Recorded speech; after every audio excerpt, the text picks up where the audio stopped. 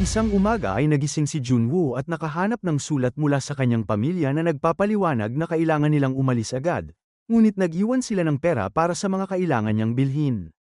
Sa halip na pumunta sa tindahan, nagpasya si Junwoo na maglaro ng mga video game sa online kasama ang kanyang mga kaibigan para sa kanyang stream, ngunit ang kanilang kasiyahan ay naantala nang hinikayat siya ng isang manlalaro na tingnan ang balita dahil may kakaibang nangyayari. Sa sandaling binuksan niya ang TV, ang karaniwang palabas ay nag-ambala ng emergency signal na pinutol ng isang reporter na nag-aanunsyo ng apocalypse. Isang emergency text ang natanggap ni Junwoo sa kanyang cellphone bago siya tumingin sa bintana, at ang tanawin na nakita niya ay nakakatakot. Sinakop ng mga zombie ang lungsod at hinahabol ang mga tao na kinakabahan na tumatakbo sa buong lugar. Ang mga kalye ay nasa ganap na kaguluhan at ang mga sasakyan ay patuloy na nagbabanggaan, na nagdulot ng maliliit na pagsabog. Naririnig ni Junwoo ang mga ingay na nagmumula sa pasilyo, na nagpapatunay na may kaguluhan at karahasan din sa loob ng kanyang gusali. Nang buksan niya ang pinto sa pasilyo, ang kanyang kapitbahay na si Sang-chul ay pumasok at humihingi ng pahintulot na manatili dahil ang kanyang kapatid na zombie ay naroroon sa kanyang apartment.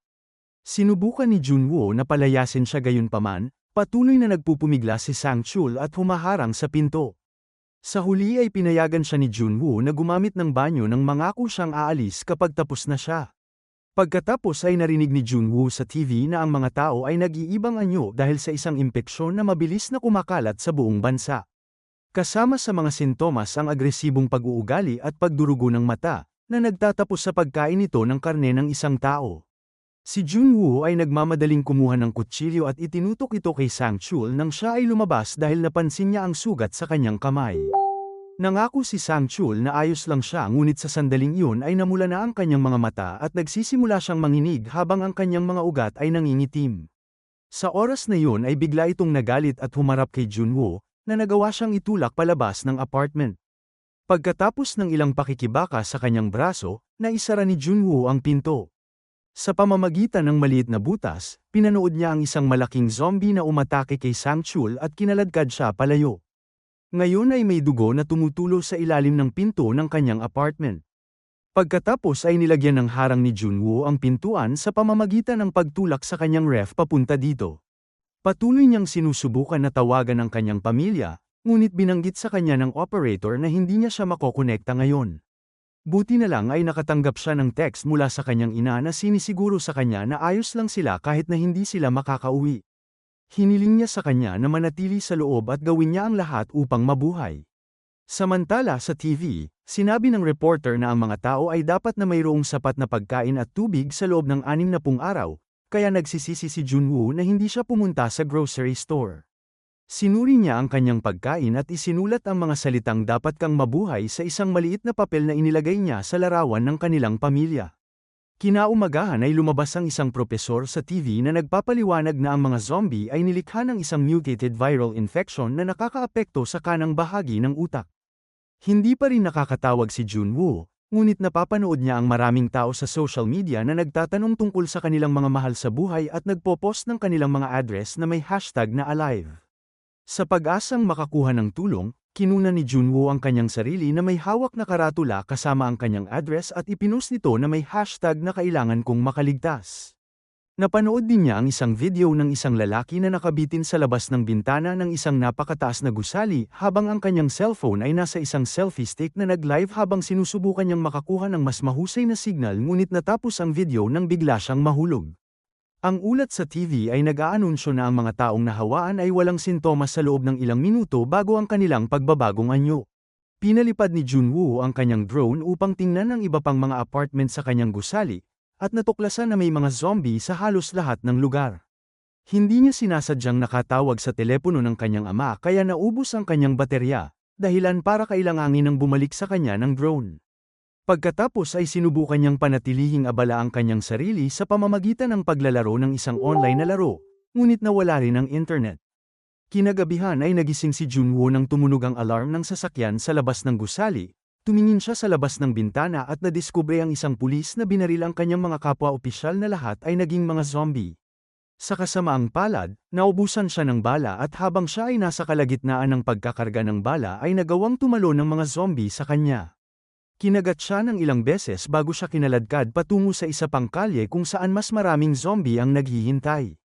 Sinubukan ni Junwoo na sumigaw sa mga zombie upang makagambala sa kanila, ngunit huminto lamang sila ng ilang segundo bago sila bumalik sa pagkagat sa pulis.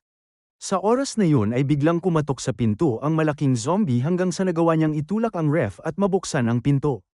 Nagmadali si Junwoo upang itulak ito pabalik, ngunit hindi sapat ang kanyang lakas kaya tumakbo siya sa bintana at tumalon dito. Nang sinundan siya ng zombie, nahulog ito sa baba at bumagsak sa sahig habang si Junwoo ay ligtas na nakakapit. Nakita niya ang grupo ng mga zombie mula kanina at napansin niyang nagbago na rin ang anyo ng pulis. Pagkatapos ay gumawa siya ng karagdagang hakbang upang ikandado ang pinto at saka nalungkot nang mapansin na natapon ang karamihan sa kanyang pagkain nang pumasok doon ang zombie. Noong gabing yun ay nag-record siya ng video para sa kanyang mga follower, na nagpapaliwanag kung gaano siya natatakot sa sitwasyon. Sa ikapitong araw ay sinimula ni Junwoo ang pag-inom sa alak ng kanyang ama, pagkatapos ay tinakpan niya ng colored paper ang mga bintana upang hindi siya makita sa labas. Samantala, ipinaliwanag ng balita sa TV na ang impeksyon ay kumakalat lamang sa pamamagitan ng pagdikit sa dugo kaya ligtas ang isang tao basta't maiwasan ang mga kagat at sugat. Ang mga zombie ay nagkaroon ng higit na mahusay na pakiramdam ng lakas at mga kakayahan sa pandama.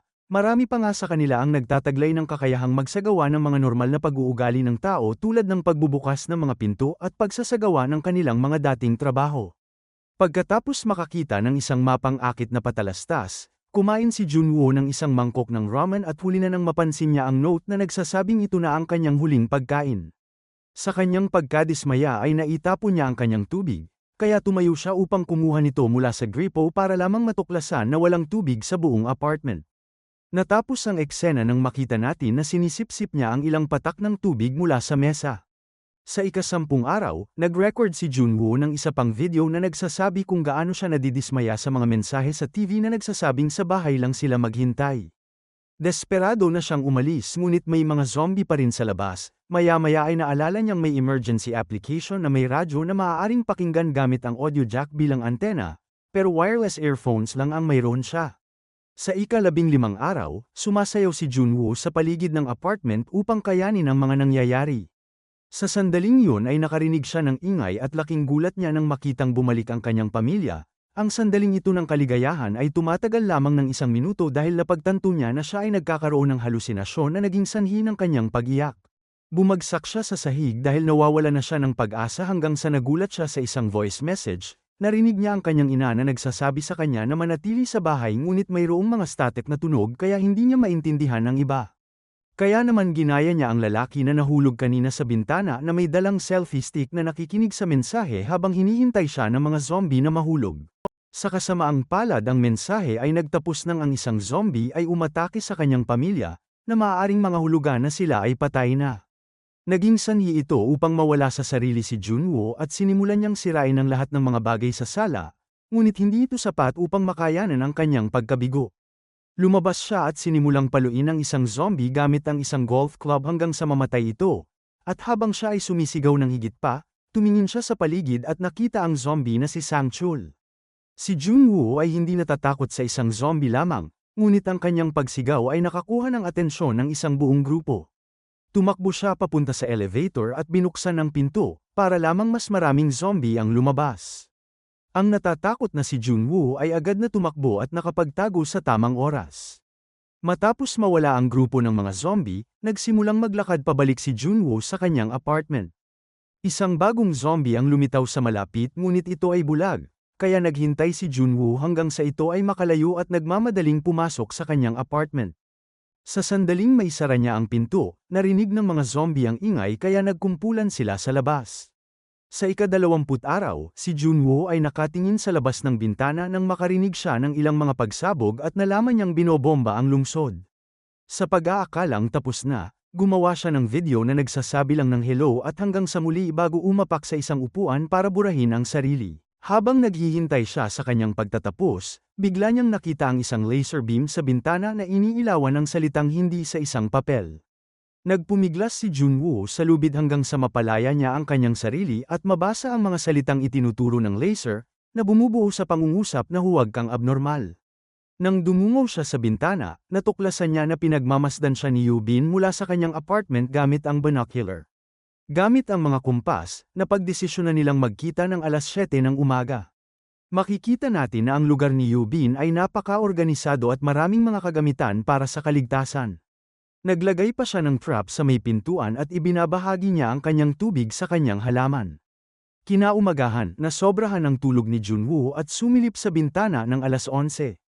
Si Yubin ay naawa sa kanya ngunit lumabas pa rin ito upang batiin siya. Gamit ang mga kumpas at kanilang mga cellphone, nagpalitan sila ng kanilang mga pangalan at ilang salita.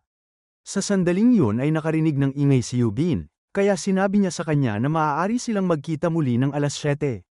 Nang suriin niya ito hawak ang kanyang palakol ay nakita niya ang isang zombie na nahuli sa kanyang bitag, agad niya itong pinatay matapos makakuha ng lakas ng loob. Nang gabing yun ay umuulan kaya parehong inilabas ni Junwoo at Yubin ang kanilang mga kagamitan upang makaipon ng tubig, inilagay din ni Yubin ang kanyang halaman sa labas. Nang tumingin siya sa gusali ni Junwoo, napansin niyang walang laman ang ikawalong palapag. Kinaumagahan ay maagang nagising si Junwoo, ngunit hindi maganda ang kanyang pakiramdam dahil sa kagutuman. Napansin ito ni Yubin at sinubukan niyang ihagis ang isang lubid patungo sa kanyang balkonahe gamit ang bola, ngunit nahulog ito sa baba. Ipinadala ni Junwoo ang kanyang drone gamit ang isang lubid at sa sandaling ito ay mahigpit itong nakatali sa magkabilang gilid. Nagpadala si Yubin ng isang bag na may pagkain at isang note na nagsasabing dahan-dahan ang pagkain. Sa sandaling yun ay napansin ni Junwoo na ang bola ay nahawakan ng isang zombie na bumbero na humila sa lubid. Ang mesa sa kabilang dulo ay nakaladkad kaya tinamaan si Yubin kung saan siya nawala ng kamalayan. Ngayon na ang mesa ay nakasabit sa rehas, ang bumbero ay nagsimulang umakyat dito. Naghagis si Junwoo ng mga walang laman na bote para pigilan siya, ngunit wala sa kanila ang tumama dito. Pagkatapos ay pilipad ni Junwoo ang drone malapit sa bumbero upang subukan na mapabagsak siya, nagawa pa nitong sugatan siya sa pisngi. Ang zombie ay patuloy na inaatake ang drone, kaya kailangan na maingat na iwasan ni Junwoo ang bawat galaw. Nang nagsimulang kumatok ang mga zombie sa kanyang pintuan, nawala siya sa focus at nahulog ang drone, ngunit nabawi niya ang kontrol sa tamang oras. Sa kasamaang palad ay nakuha ng bumbero ang drone at sinira ito, ngunit bago pa siya makaakyat ay nagising si Yubin at pinutol ang kanyang kamay na nagpabagsak sa kanya. Habang tinitingnan ni Yubin ang kanyang mga sugat sa salamin, si Junwoo ay nag-flash ng mensahe sa kanyang cellphone na nagsasabing magpalakas ka. Maya-maya ay napansin ni Junwoo na ang mga supply ng pagkain ay paubos na kaya ipinaalala niya sa kanyang sarili na kailangan niyang mabuhay para sa kanyang pamilya.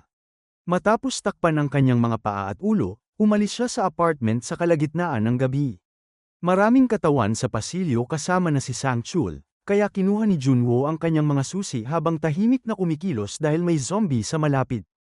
Pagkatapos ay pumasok siya sa apartment ni Sang-chul at kumuha ng pagkain sa ref, ilang headphone, jacket, at walkie-talkie. Pagkatapos ay napansin niya ang isang bagay sa kama at tinanggal ang takip nito para lang mahanap ang isang patay na babae. Sa sandaling yun ay inatake siya ng zombie na kapatid ni Sang-chul, na nagpabagsak sa kanya sa sahig. Nagawa ni Junwoo na gamitin ang patay na babae upang makaiwas sa zombie na nagpahintulot sa kanya na makatakbo palayo. Sinubukan ng zombie na habulin siya gayunpaman, binato siya ni Junwoo ng isang bakal upang mapabagal siya at nilock ang pinto sa kanyang paglabas upang makabalik siya sa kanyang lugar ng ligtas. Pagkatapos magmeryenda, pinutol ni Junwoo ang mga wire ng headphone para gamitin ang jack bilang antena, ngunit nakalulungkot na hindi gumagana ang radio application. Pagkatapos ay binigay niya ang bag kay Yubin na may kasamang walkie-talkie at ilang pagkain ng kapitbahay. Nag-usap sila saglit para magpakita ng suporta sa isa't isa, at nalaman na inisip din ni Yubin na burahin ang sarili. Pagdating ng tanghalian, sabay silang naghanda ng kanton para kunwari ay kumakain sila kasama ang isa't isa. Pagkatapos ay buong hapon silang nag-uusap at inamin ni Yubin na natatakot siya sa mataas na lugar dahil nahulog siya habang umaakyat noong bata pa siya. Sa sandaling yun ay nakarinig sila ng ingay at sa tingin nila ay umuulan. Ngunit nang tumingin sila sa labas ay natuklasan nila ang bawat zombie sa lugar na tumatakbo ng sabay-sabay. Dahil papasok sila sa kani-kanilang mga gusali, sinubukan ng mga nakaligtas na manatiling tahimik habang nasa sahig. Gayunpaman, hindi sinasadyang naitulak ni Yubin ang isang istante at ang ingay ay nakakuha ng atensyon ng zombie. Ang natatakot na si Yubin ay inisip na siya ay tapos na. ngunit naalala ni Junwoo na ang lahat ng mga unit ay konektado at tinawagan ang kapitbahay ni Yubin. Ang tumutunog na telepono ay naging dahilan ng paglayo ng mga zombie sa kanyang pintuan. Dahil ang pananatili sa kanilang mga palapag ay nagiging masyadong mapanganib, sinabi ni Yubin kay Junwoo ang tungkol sa bakanting apartment sa ikawalong palapag at pumayag silang magkita doon. Gusto ni Junwoo na gumawa ng plano gayunpaman, ginamit ni Yubin ang mesa at isang lubid upang tumalon sa bintana at ligtas na nakalapag sa lupa. Agad siyang hinabol ng mga zombie at nagpakita siya ng mga kahangahangang kasanayan habang tumatakbo ng mabilis para makaiwas sa kanila o makalaban sa kanila gamit ang kanyang armas. Gumagamit pa siya ng mga pintuan ng sasakyan para salakayin sila. Nang malapit na siyang makarating sa kabilang gusali, aksidente niyang nahanap ang baril ng pulis. Isang zombie ang tumalon sa kanya ngunit bago pa siya makagat ay inatake na ito ni Junwoo gamit ang kanyang golf club. Ngayon ang dalawa ay maaaring lumaban ng magkasama at patuloy silang pumapatay ng mga zombie habang papunta sila sa gusali, at sinusubukan nilang gamitin ang mga inabandonan na sasakyan upang makaiwas. Nang tuluyan na silang makapasok sa loob, isinara nila ang pinto sa likod nila at nagmamadaling pumasok sa elevator bago pa man mabasag ng mga zombie ang salamin. Hindi nagtagal ay nakarating sila sa ikawalong palapag at nagsimulang maghanap ng nakabukas na apartment. Bigla silang nakarinig ng ingay at natuklasan nilang may mga zombie din sa pasilyo na ito. Tumakbo si Yubin para humanap ng bukas na pinto, habang naglagay ng harang si Junwoo sa pasilyo para mapatagal ang oras. Sa sandaling yun ay bumukas ang isang pinto at lumabas ang isang lalaking nakamaskara. Matapos itulak si Yubin sa kanyang apartment, ang lalaki ay naghagis ng gas explosive sa mga zombie para makatakbo si Junwoo at makapasok din sa apartment. Matapos isara ng lalaki ang pinto, inamin ni Yubin na siya ay nag-iingat dahil ang lugar na ito ay dapat na walang laman. Gayunpaman ang lalaki ay mabait at nagbahagi pa ng pagkain at tubig sa kanila. Nagbigay din siya ng magandang balita, dahil nasa mataas siya na palapag, nakakakuha siya minsan ng signal ng radyo at nalaman niyang may darating na rescue team. Tuwang-tuwa sina Yubin at Junwoo, ngunit biglang nawala ng malay si Junwoo dahil naglagay ng pampakalma ang lalaki sa tubig. Dahil tinikman lang ni Yubin ang tubig ay nahilo lang siya ngunit nagawa pa rin ng lalaki na kaladkarin siya at dalhin papunta sa isa pang silid, kung saan ikinulong niya siya kasama ang kanyang zombie na asawa. Ang dugo sa dingding ay nagpapahiwatig na kinain na niya ang sarili niyang sanggol. Sa paghila ng lubid mula sa labas, pinakawalan ng lalaki ang kanyang asawa habang ipinapaliwanag na gusto lang niya itong pakainin para mabuhay ito tulad niya. Sa sandaling yun ay nagising si Junwoo at itinutok ang baril sa lalaki, na hinihiling sa kanya na mag-isip ng maigi.